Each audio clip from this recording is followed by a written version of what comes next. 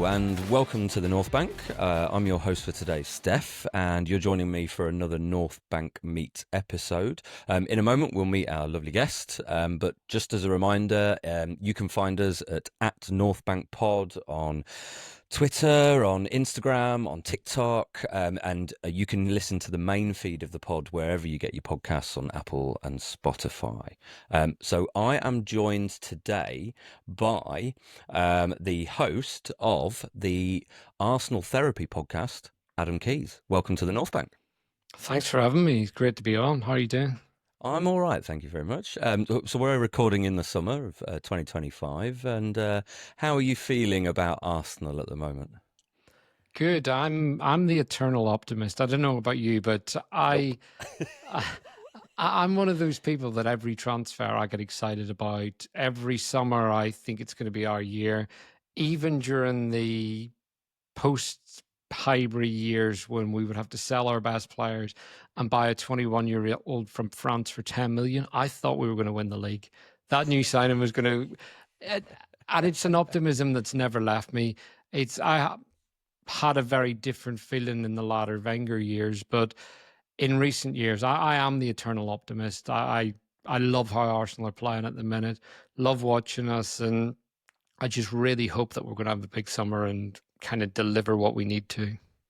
Well, me too. I mean, I can't even pretend to be the optimist, but it's probably a very healthy way to be, which leads me on to my first question, actually, because I love the title Arsenal Therapy Podcast, because I know us as Gooners can sometimes get into a little bit of a tiz about things and lose our head about stuff. So I think it's great that you sort of market the podcast in that way. So I'm going to ask you an Arsenal Therapy question. What's the one Arsenal moment from your life that probably requires the most therapy? Oh, that's a very, very easy one. 4-4 at St James's Park. So I went to uni in Newcastle, and Right. 3 people in my house had season tickets at Newcastle, and they were at the game. I was going to go. I couldn't get a ticket that day.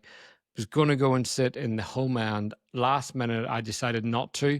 At that point, you could get Newcastle tickets, literally turn up on the day. It was so easy to get them. And I decided not to go and sit the home end. And I never had a problem getting tickets for Newcastle, Sunderland, any of the games in the Northeast back then.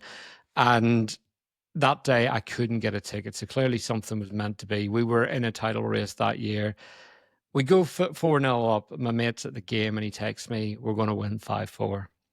And it keeps going on. They go 4-1. We're going to win 5-4. And every goal, I get this text.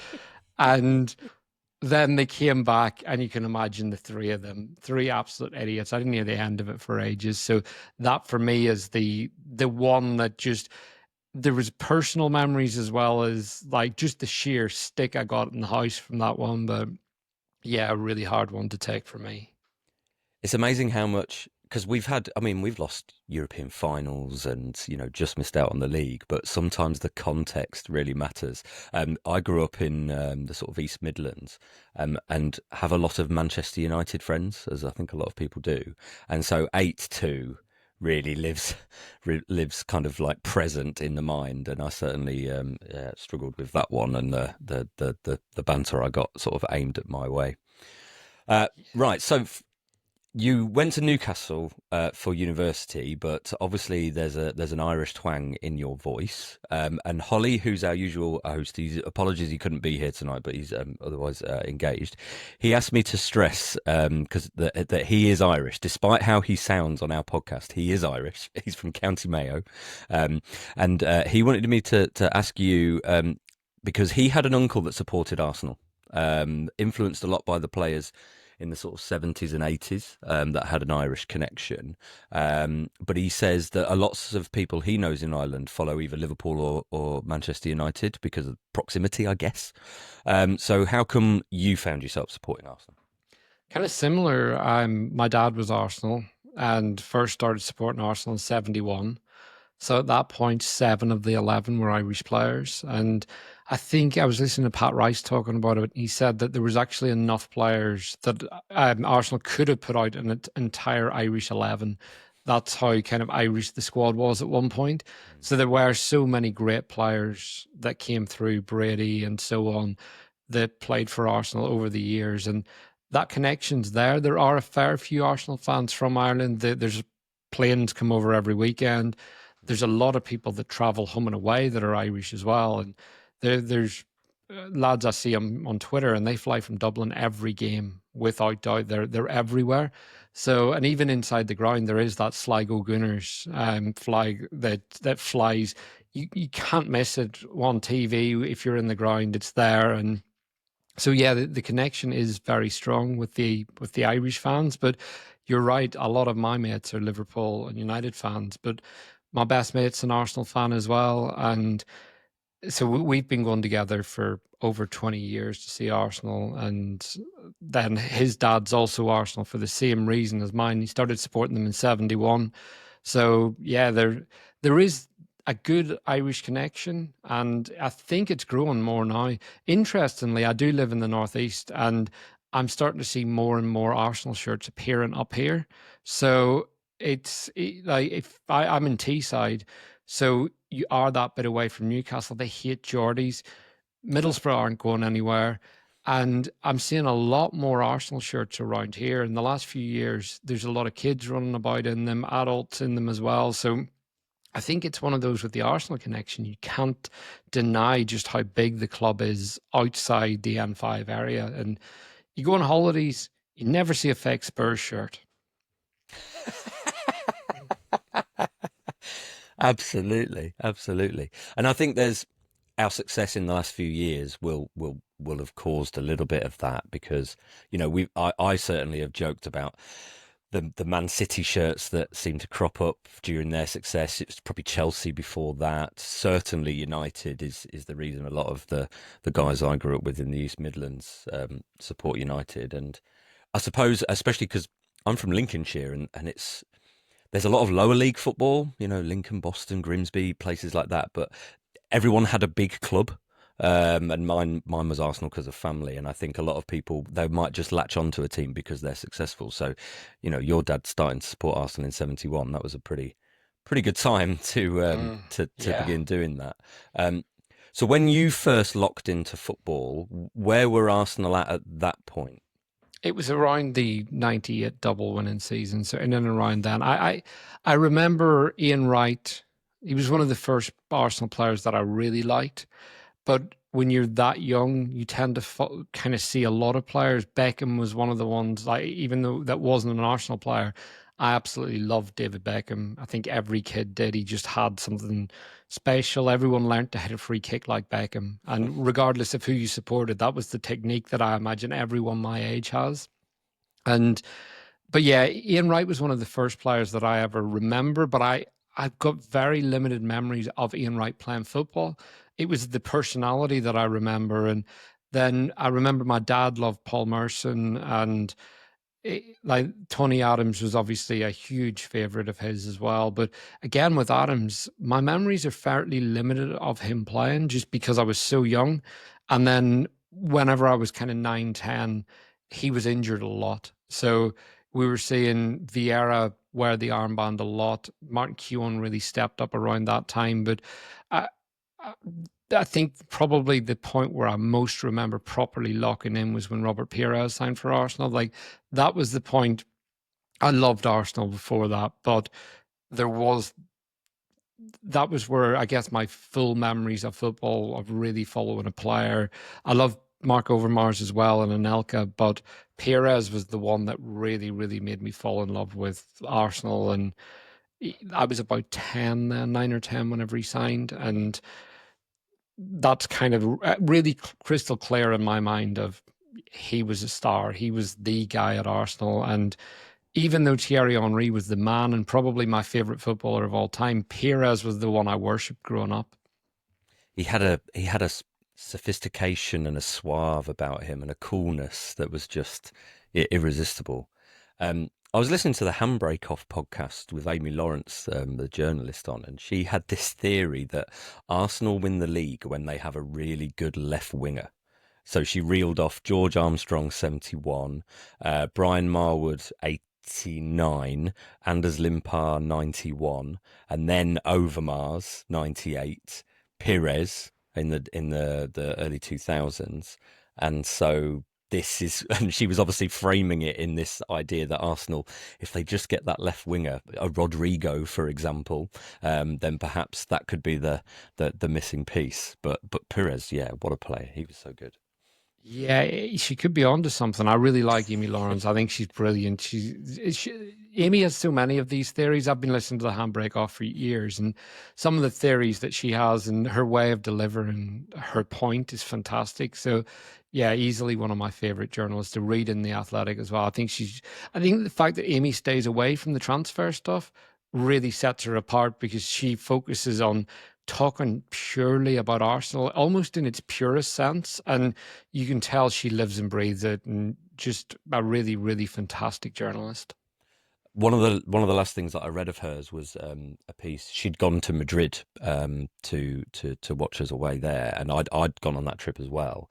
But reading her account of it just echoed exactly the kind of experience I had. You know, people there I'd known for years, some faces that you hadn't seen for a while, and just the I don't know the epicness of the whole trip because it was an epic stadium against an epic team and it was an epic performance with an epic result, and she manages to capture that quite a lot because I think the culture around the support is what keeps me here. If I was one of these people that was just fixed on transfers and just on results, I think I would have blown a gasket a long time ago. How do you feel about balancing that sort of thing?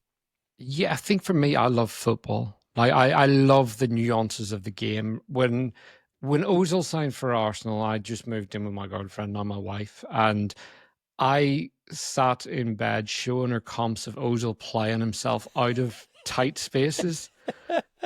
She hates football now, and that moment definitely did not do any favors. And so he made his debut at Sunderland about a week later, Mm. and came back. And I said to her, she was like, "Oh, how did he get on?" And I was like, "It only took him 11 minutes to set up his first goal." And she said, "Set it up? Could he not even do it himself?" And that's probably the last football conversation she had with me. She came to see us play West Ham on Czech's debut. We got beat 2-0, so she hasn't been back. And but Fair yeah, enough. like when I say about the nuances of the game, all the little details. Anyone that follows me on Twitter, I get some stick for it. Some people will be like, "Who the hell writes this stuff?" And it's like, I do. I love this stuff. I love the balance of players. I love the just the intensity of the modern game and just the evolution of football. I think that's something people get too hung up on nostalgia with football, and there are mavericks that I miss in the game that I grew up with, but at the same time, I see people talk about Ronaldinho and point to players like Ronaldinho, but actually, Ronaldinho was the only one. There wasn't 10 Ronaldinhos out there. There were other players that could do crazy things and were maybe given a bit of freedom, but no one did it consistently in the way he did, and just the sheer magic. And I think having those individuals that are so memorable are fantastic. And in the modern game, it is maybe a bit too robotic at times. And it's why I would like to see Arsenal add a flair player like an Eze or someone. But I also think when players aren't working hard and aren't putting in a shift, it's those flair players that are the first to get a bit of stick from the crowd. And we had Mesut Ozil, who worked harder than he was ever given credit for, but was always the first to be attacked when we lost a game. And everyone wants players to be let off the leash when it's going well. But the minute there's that bit of kind of struggle or things don't quite go to plan, they pile in on a player. And I think the way Arteta's got everyone working, I love it. And let's be honest, who doesn't love a crunch and tackle in a game, or just like a fizzed pass across the middle of the pitch, a great first touch and nutmeg? All those details are the things that make me love football. And ultimately, it's why I try to find the balance with transfers, because I said at the start, I get excited about every transfer. I can find ways of making players work. But it was George from the Cannon Pod said in our group recently, and I thought it was a really good point. He said, if we have to squint to see where the player fits this year, probably isn't right for us. And I think that was a very good piece of advice that he gave us at the start of the window. And it's worked because when I see players now, it's like I won't talk about them if I don't see a fit for them. And we're being linked to so many players. The other thing is knowing where to get your news from. There are so many bad sources out there, and they'll do your head in if you listen to everyone. But for me, Ornstein, Mockbell, even Romano, and Hand of Arsenal has stepped up as just an unbelievably reliable source from nowhere. So yeah, you can drive yourself mad listening to all the nonsense, but ultimately it's about the game, it's on the grass, and it's about players kicking a ball. Yeah, I definitely try and avoid all that transfer stuff. I'm one of these people that unless I see them on the website with a hand on their shoulder, they're not an Arsenal player yet. I'm very much just at that distance. Well, let's talk about some players then, because you said a lot of things that definitely echo with how I feel. That I mean, Ian Wright was probably the player that I had this asked to me the other day actually. Like, who was the player that made you fall in love with football? And it was Ian Wright. And it wasn't. Look, Ian Wright was a great goal scorer and a great player, quick, just brilliant. But it was the fact that he played with a smile on his face. Like Yeah. he just seemed to enjoy the game. Merson would be a very, very close second with that as well as you mentioned earlier. Um, but who in the current team is the one that gets you excited in this current Arsenal iteration? I think the easy answer is Saka, but the one this season is Miles Lewis Skelly. I think Okay. he plays with just such a swagger, a confidence, and you can tell how prepped he is in everything he does. He's brave because he's prepared, and I love that he's passionate and that he's not scared to wind people up, but he's not scared to make a mistake. He delivers so often, and I think if you look at all Arteta's principles, he kind of echoes all of them, and he's also someone that will take risks as well. So for me, he's the one that's really, really kind of stepped up and grabbed my attention. I've been following him for a few years, seen him in the flesh a few times at youth level as well. So I I had high hopes for him, but honestly, hand on heart, I never thought that what he did in the last year he would come close to. Last summer, I said that he's a player that dependent on his physical development because he was still a lot slighter a year ago. That he was someone that I could see maybe getting League Cup minutes and so on and going on loan in January. Who knew he would be an England international and our first choice left back by the end of the season? And I think that's something the others like with the current team. There's a lot of players, but Declan Rice is another one that I shout at the screen about 20 times a game. Well done, Declan Rice. And when I'm at the ground, he's one of those where it's. It, I think with Declan Rice, there's something about him. It's because we never signed players like Declan Rice. Under Arsene Wenger, it was always if we were to spend big, it would be on an attacker, it would be on a flair player or another 10 or another Arsene Wenger type player. I think with Declan Rice, why I love him so much is because we never went after those players. Man United used to get those kind of players that would be the steely Mm. ball winning midfielders that could really propel you to titles. And that's part of why I love Declan Rice and seeing him away games when you can be really, really close, especially when he's hitting a corner and you're right behind the goal. It's scary the speed he whips the ball at, the accuracy he puts it in at. So those three are probably the three in the squad that really, really stand out to me and that I love. And of course, Big Gabby. I I still pinch myself that Arsenal spent 100 million on a player, and it doesn't feel like we were ripped off. It's just I never 100%. thought we'd spend that money and it would work. But he is so good and so consistent, and yeah, just such a good footballer. I've talked before about his physique. There's a lot of footballers that they're a lot of upper body strength. Their thighs look like they've been like hacked out of marble. And yet I don't know, he doesn't look like a sprinter. He looks like a footballer, and Mm. he is just incredibly, incredibly good. Um, yeah, his accuracy of corners, I absolutely You love. obviously go to a lot of games. Do you find there's Mm. a difference in players that kind of excite you when you're watching on TV versus when you're in the ground and you've got that connection to them?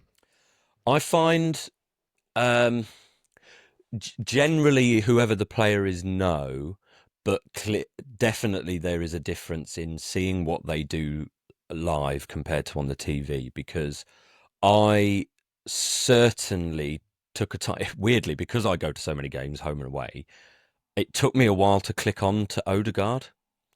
And it was only then a run of games where I couldn't go, or for whatever reason, when you see his energy off the ball, because I don't profess to be some kind of like tactical wizard. I'm not, the ball's over there. I'm not watching what the fullback is doing while everyone else is doing that. Yeah, I'm watching the ball. I'm Mm. a bit more antiquated in my the way I consume it. But when watching on the TV and you get that overview, seeing the way he presses and the way he points and leads the team and is basically the initiator of everything that we do out of possession, I that wowed me. But I had to be detached from it to really appreciate it. Um, and the other one, I suppose, in comparison, would be someone like Kai Havertz. I don't know why on TV he comes across as quite slight, but when you see him in a game, he's tough. He is really tough. He lets his defenders know that he is there. And similarly, is probably a little bit quicker than I think some people give him credit for. In fact, I spoke in our most recent episode about how, for me, he's our most underrated player. But that's 100%. probably more because of the way the outside world perceives him. I don't want to go over it too much, but essentially, I think because he doesn't have a set role, but whatever position, whether it's as the nine, whether it's as the left eight or whatever, he's just a really good player. He's like Declan Rice in that they're just absolute quality in what they do. So yeah, it is different. I mean, and Gabby, you mentioned Big Gabby just at the end there. I mean, any player that celebrates tackles, you know, Yeah. Chiellini style is a hero in my book. Um, okay, right. Next question then. I mean, you mentioned a couple earlier. You said about Beckham, and mine, interestingly, at that same time period was Cantona. Cantona was a bit of a maverick to the point where he would attack fans, but that's beside the point. Did he? But just the way he wore his collar, there was a certain swagger about him. But perhaps even like nowadays, in the sort of more recent era, who are the non-Arsenal players that make your eyebrows sort of raise? Yeah, funny enough, we're linked to him right now. Is Eberechi Eze? So he is possible. I would say, without doubt, my favorite player in the league outside Arsenal. Wow. Okay. Unfortunately, there's a few Liverpool players that I do really like. Obviously Salah, Van Dijk, Trent as well. I love watching him. Yamal's something that I just can't get my head around how good he is at that age. Scary. Just every time I watch him, he's just so exciting, and that's incredible. Eze's the one though that I think when I watch him, there's just something about him that I really like. I like him as a character and like what the connection he seems to have with the Palace fans. He's someone that I could just see at Arsenal, and he's someone that makes me enjoy watching football. So the first touch, everything about him. The other one that I think a couple of City players over the years, Mahrez and De Bruyne, just Mahrez's first touch, the way he could take it down from anywhere, those pings out from Ederson, and just it was just effortless. So they're the ones that really stand out to me right now. And De Bruyne, even at his age, you still know that he can pick a pass from anywhere on the park, and it's incredible to watch. And I think this year as well, there's been some players that have come through at Bournemouth, for example, Hoyson, Semenyo, that have really stood out in the league. And that's exciting. There are young players out there that are really getting the attention that they deserve and kicking their teams on. I love Bellingham as well. I think he's someone that gets a lot of stick that I don't really understand. He's got the arrogance, he's got the ego, but I love that. I also think Bellingham backs it up with work rate, goals, Yes. and his teammates rate him so highly. But unfortunately, in this country, that attitude's not always welcomed, and he's a very demanding character. And I think that's only going to be good for England because having that kind of personality in the team is going to kick England on and probably shake up a few people that maybe needed it. I think it's interesting. I don't know if you're aware of this. I'll admit I don't know what part of Ireland you're from, whether you're from the north or the south. You sound more from the south to I'm from me. the north. Oh, okay. Sorry, I do apologise. Do You were apologise. close though. But obviously, there's the Saipan film out. Have you seen about this? The Roy Keane, Mick McCarthy film that's coming out about their fallout at World Cup 2002. And I don't know. Keane came under a lot of criticism for the way he handled that at the time, but he he had a point about driving standards and about the people within the Irish FA, basically on a meal ticket. And I think Bellingham rubs people up the wrong way, the same way that Roy Keane can do as well. And yeah, as he's probably a bit of a caricature nowadays with his media personality. But I'm with you. I think all footballers need. Well, they all have arrogance of some kind. You kind of have to 100%. be competitive. You just have to be. But he wears that on his sleeve, and you have to absolutely see it. Which is why I found it quite surprising at quite how disappointing Real Madrid were against us. We were good, don't get me wrong, but there didn't seem to be any real cohesion, and it might be the way they assemble these Galacticos and just hope something happens. Whether Ancelotti is become a bit of a vibes guy rather than nailing down the details, I don't really know. But yeah, they didn't overly wow me, and like I say, Bellingham's someone that's massively impressed me in recent years, especially for England. Um, I don't really know where I was going with that point, but it was just about sort of like players that sort of drive standards. And I think that's also one of the reasons that I love this iteration of Arsenal, because it's led from the manager, and then some of the players within the camp, whether it's Odegaard, whether it's Gabriel, Declan Rice, clearly as well, they have a level that they want to get to, and there's no drop. It reminds me of Tony Adams and it Mm. and Steve Bold and George Graham. That era is what I'm seeing more of, with players that could also have a little bit of flair that could fit in. Holly, our normal host, he always says Odegaard would fit into the Invincible side, no problem. And I do agree with him. But I think we're more of a George Graham side. It's all about organisation, work rate, competitiveness, and just not letting yourself be beaten and taking it to the other team, which is why just that little bit more, and then maybe it'll be our year this year. Yeah. As I Fingers said, crossed. eternal optimist here. Okay, so let's go back in time ever so slightly then, and from your lifetime supporting Arsenal, what are the standout favourite moments from your time? FA Cup final 2014. So I was at Wembley that day and was there with my best mate. He doesn't smile very often. And even after we won the FA Cup, I got a picture. His dad took a picture of the two of us, and he's still not properly smiling. He swears that he was absolutely buzzing, but doesn't look like it in the picture. So that day, because as everyone remembers, we were 2-0 down. So I think it was just how low everyone felt, the fear, the shock. And then I think it was Santi got the first through that free kick. And then was it Shelny and Ramsey's winner? But yeah, absolutely incredible day. And then right at the end, we had that scare as well where Fabianski came running out and they nearly scored. So it was just such an emotional roller coaster of a day. And then we obviously won a few more FA Cups during that time, but that for me was the highlight, being there on the day. I've had loads of games. I've been to so many games over the years, and I still love going as much as I can.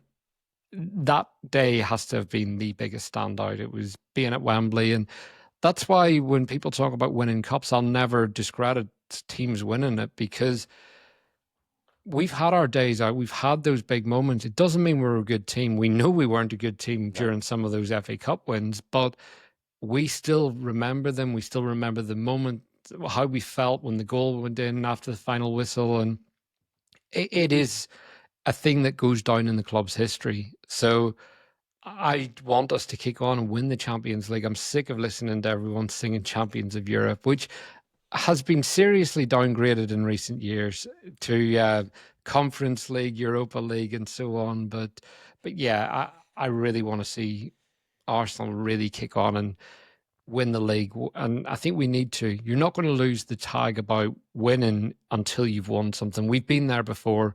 We used to get the jokes about fourth when we were finishing fourth. And then we finally won the FA Cup, shared a bit of that. And then we just had so many dark years. But it feels like we're ready to win something. It felt like we were ready to win something last year, but we have to do it now.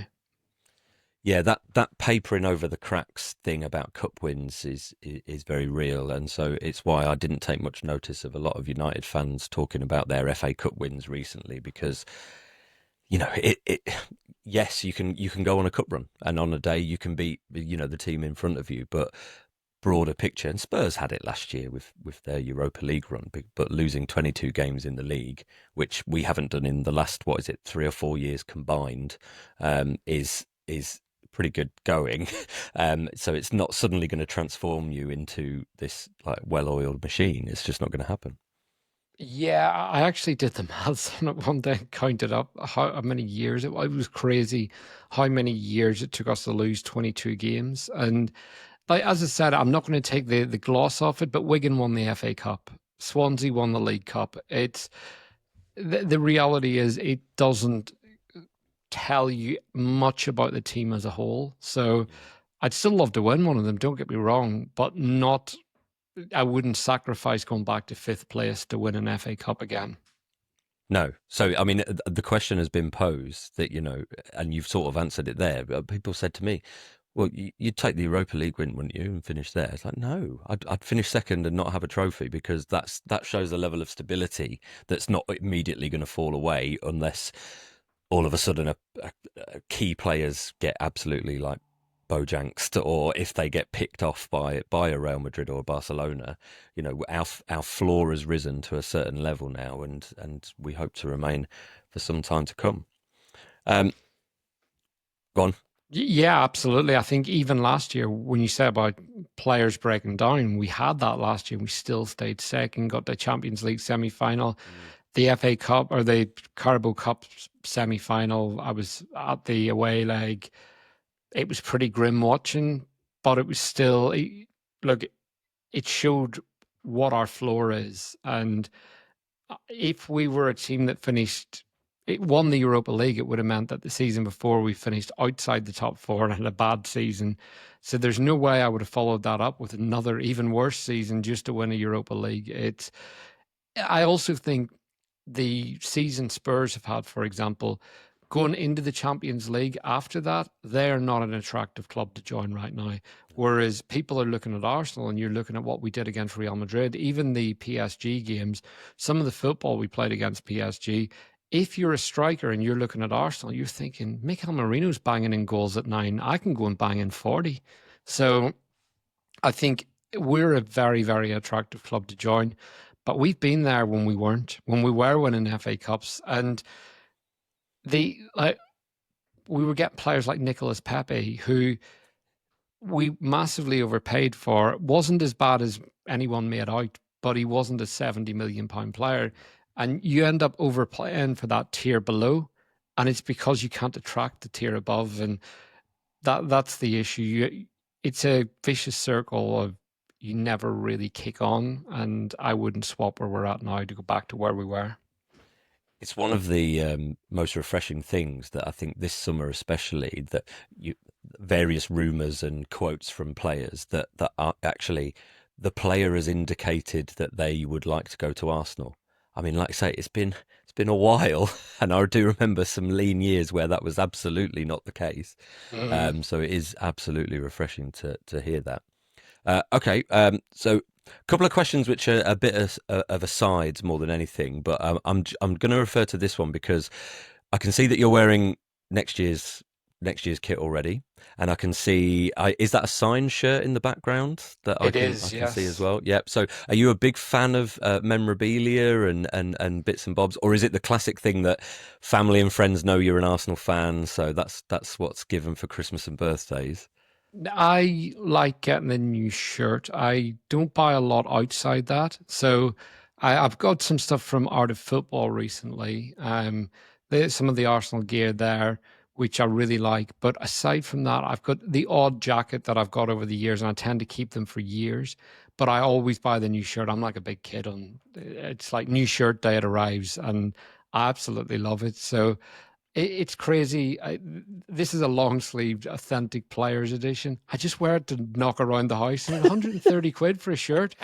And I Yeah. literally wear it to like knock about in and sensible clothes. It's like I'd really have a proper think before I buy things. But when it comes to Arsenal, any sense of spending logic, it'll be a Friday and I've been chasing a ticket for 3 weeks and I haven't considered the cost of a train.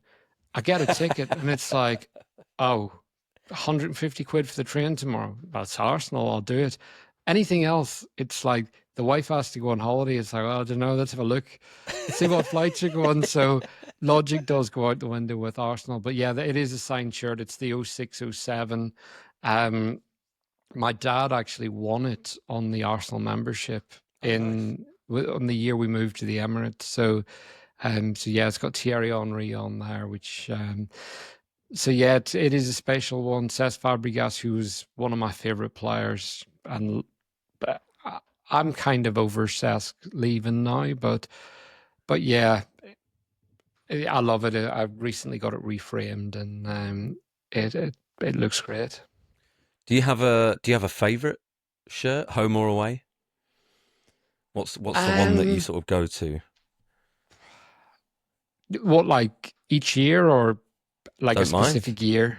It's up to you. It's up to you. What's the shirt that Um, you either like wearing the most or the most iconic one? to be honest, whatever one I lift first.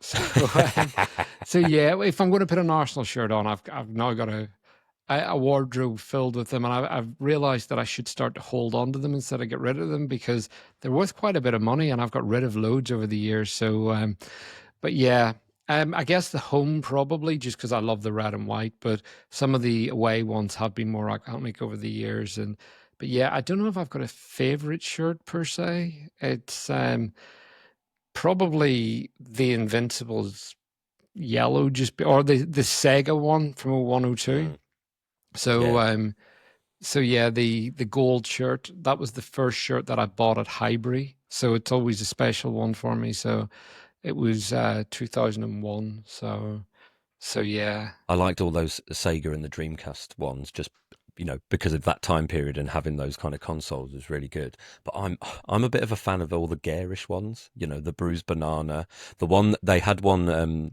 in recent years, not yellow, but it had lots of the triangles and things going on, and anything with the lightning bolts in the sort of mid Yeah. '90s. I'm all for something just a little bit out there.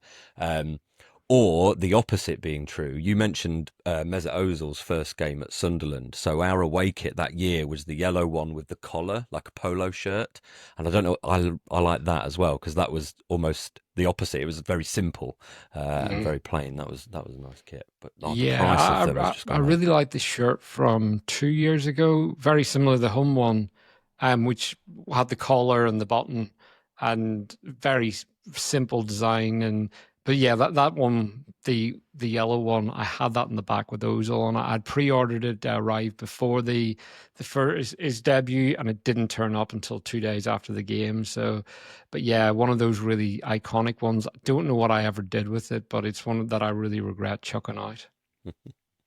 Um, okay, so just a couple of questions left then. So my next one is because we try not to take football too seriously here on the Northbound podcast, and Arsenal have been a club over the years that have certainly had some of the sort of most banter moments in the Premier League era. Um, what are some of the funnier moments from your life supporting Arsenal, or moments? It could be within games, it could be stuff away from the pitch. Can you think of any in particular? Um, I think on the pitch, the banter years, Arteta's first season, Ozil with his umbrella, that stands out. Like that is mad. You see pictures of it now, and like I know it was warm, but I think Lacazette might have had one as well, He did, yes. and Were it they away at just Southampton or somewhere like that? I think something like just that, sat yeah. there, And yeah, you, just you being just look at it and tragic. you think you've got paid 350 grand this week, and you're sitting on the bench with a brolly. It's it is mental when you kind of think of football. Like even you talk about wages and stuff, and you kind of take a step back, or you talk to someone that doesn't like football, you realize how mental it is that it's only an extra 10 million, just pay it, and daft things like that. But like when you look at footballers' wages in that circumstance, and you've got those two sitting on the bench with their brawlies, feet up as well, not even like concentrating on the game. That one, there's the Kieran Tierney shopping bag just rocking up. I think that Oh, was, my hero. yeah, he's just one of those players that I really wish it worked out at Arsenal for KT, but that was one of those moments where you look at him and you think he's a good lad. He's just a proper Yes. good lad. And even you see him in the All or Nothing documentary and stuff, and it kind of was exactly how you thought he would be. So, so yeah. But in terms of other funny moments, it's some of Bouye ones. Whenever he, Another hero of mine. so yeah, Colo Toure was another one.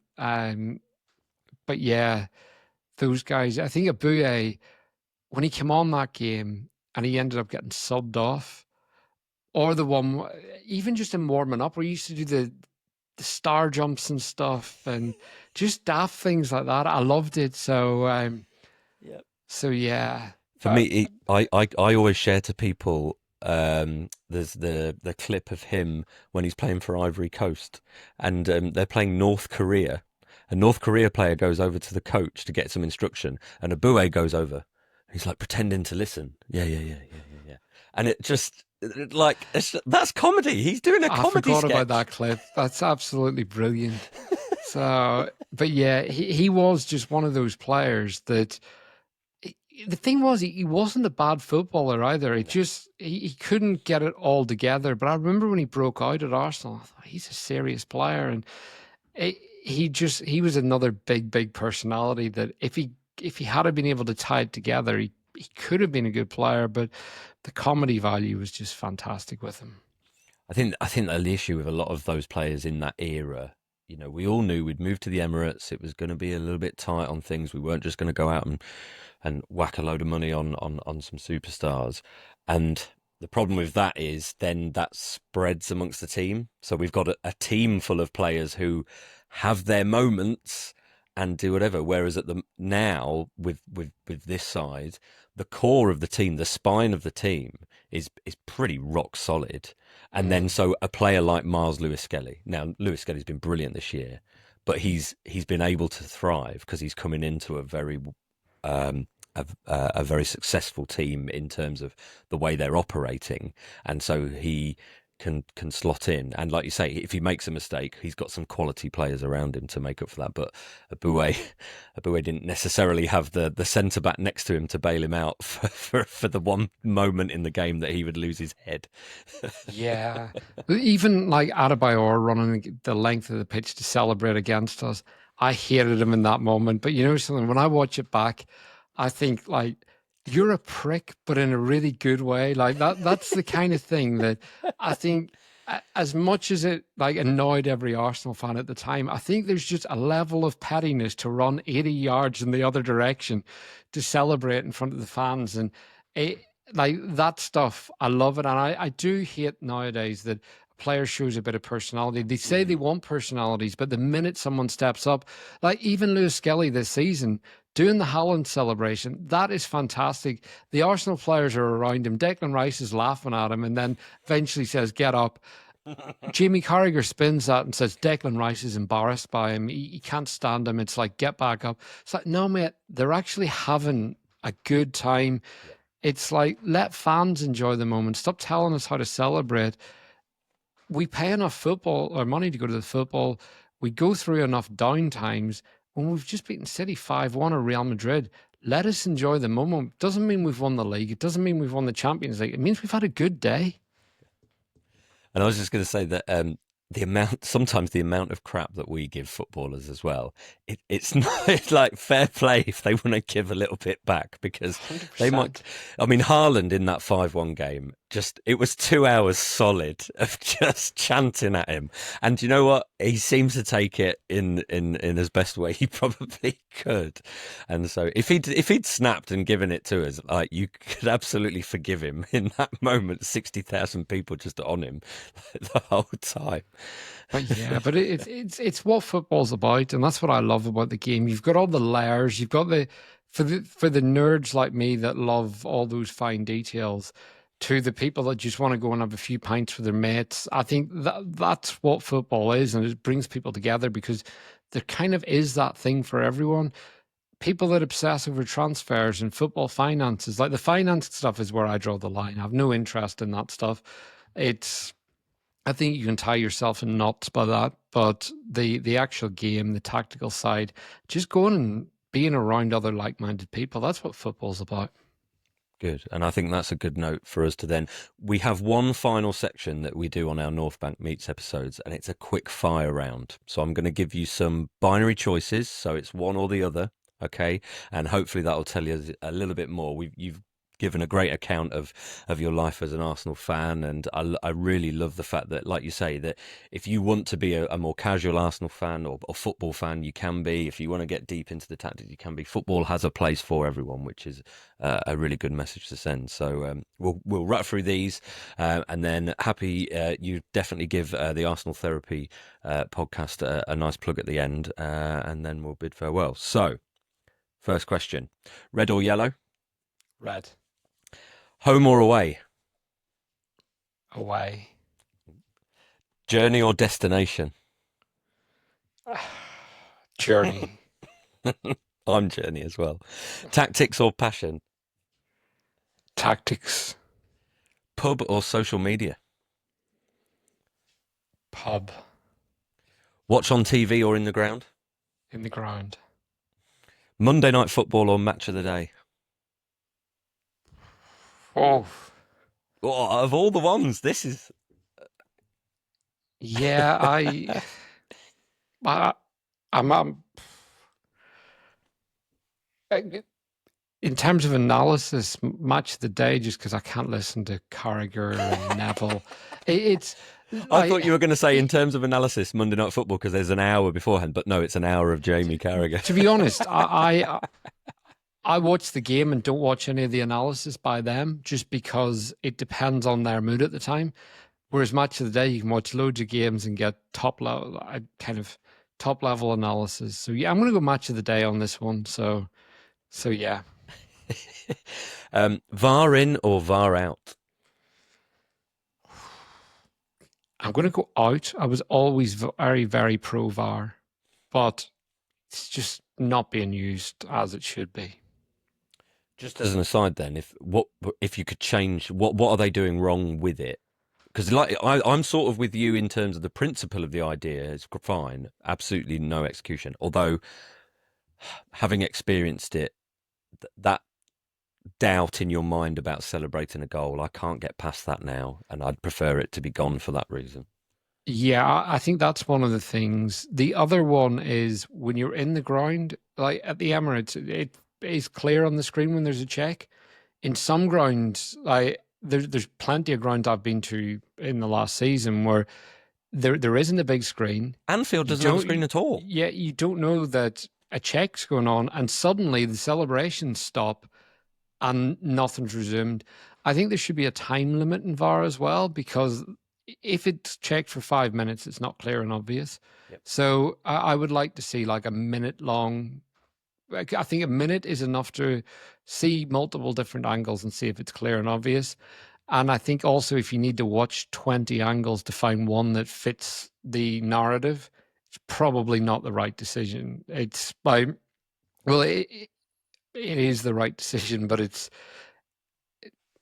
like I just think it's spoiling the game in certain ways. And we're talking about getting kids into football, because ultimately the way the game keeps growing is the next generation fall in love with it. And I think these are the bits that will put kids off the game and so on. The women's game doesn't have it at the minute, and it's getting more and more popular with families. So that for me, if we could just find a way of using it faster and even somewhat more accurate, I don't think, because everything's always going to be controversial in some way. There's always going to be subjective decisions, but if it could just be a bit quicker, we, I would accept some of the wrong calls. Yeah, couldn't agree more. I've also mentioned the point previously where watching it on the screen in slow motion that doesn't necessarily give you a full representation either, because a tackle can look so much worse when slowed down by frame rates and this, that, and the other. So I think seeing the replays in full time, maybe from different angles, sure, but at real speed, so that you see it the way the ref saw it first time. I don't know. Yeah, Maybe I'm I nitpicking too much. 100% agree with you. Yeah, yeah, it's one of them. Okay, just a couple more. Highbury or Emirates? Um, I'm going to go Highbury. Just I have less memories of it. I was a lot younger, but it was I Understandable. still remember the first time walking in there. So Highbury. What was it? Do you remember what was your first game at Highbury?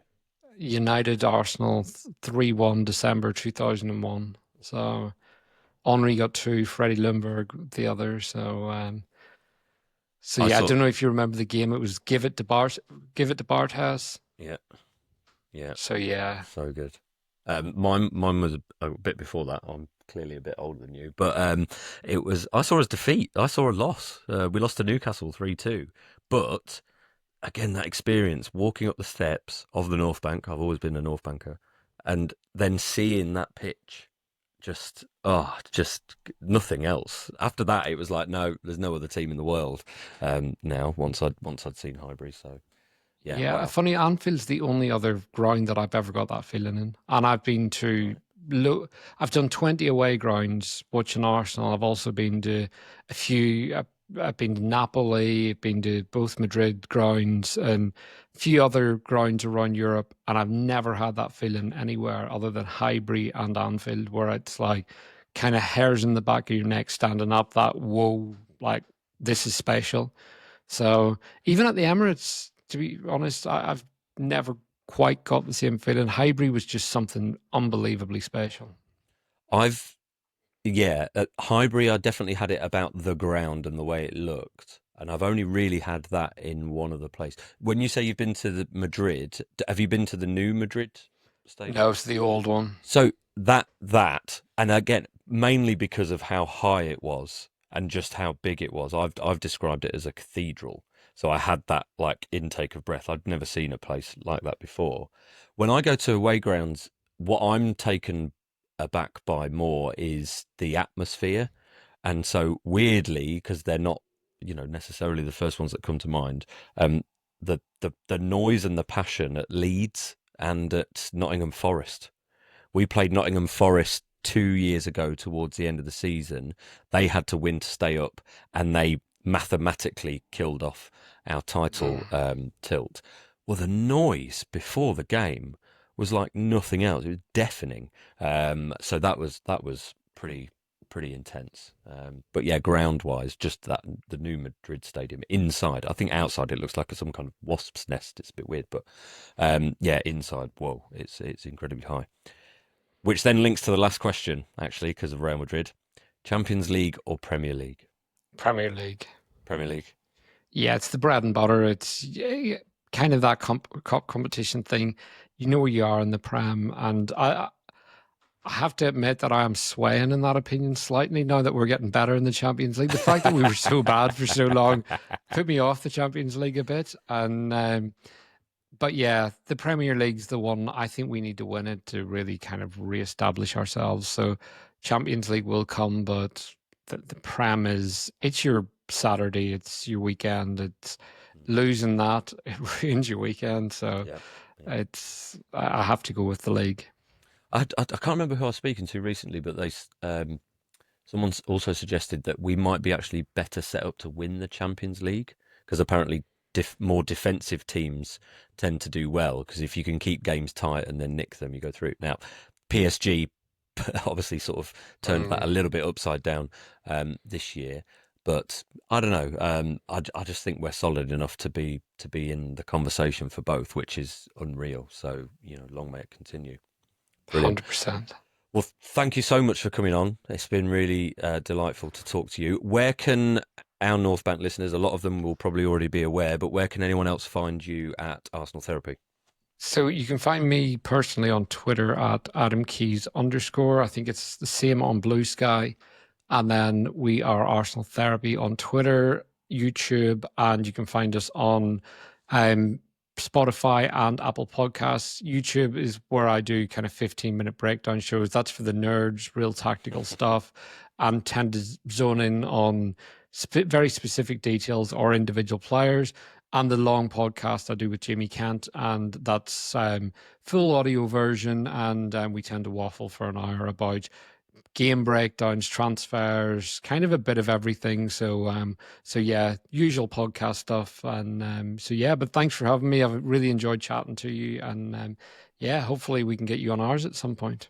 Oh, I'd be happy to, because I mean, you say you waffle, but what I really like about this, and I think I don't like to see us in competition with any other Arsenal podcast. It's a proper community, and I've had we're having a few people on here, and we're chatting to people on social media all the time, and it's like you say. I think there's an element of, there are the people making terrible noise and losing their heads, or trying to create clickbait, but there's a lot of sensible people like yourselves who are just chatting like real normal fans, and seeing football in a different way.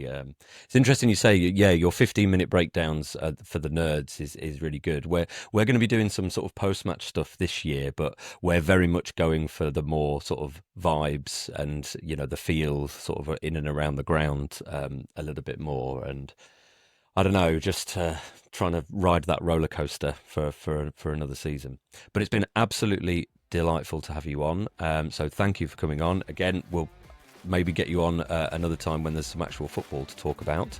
But for now, thank you, Adam Keys, and thank you everyone else for listening to the North Bank. I've been Stefan, and we'll see you next time.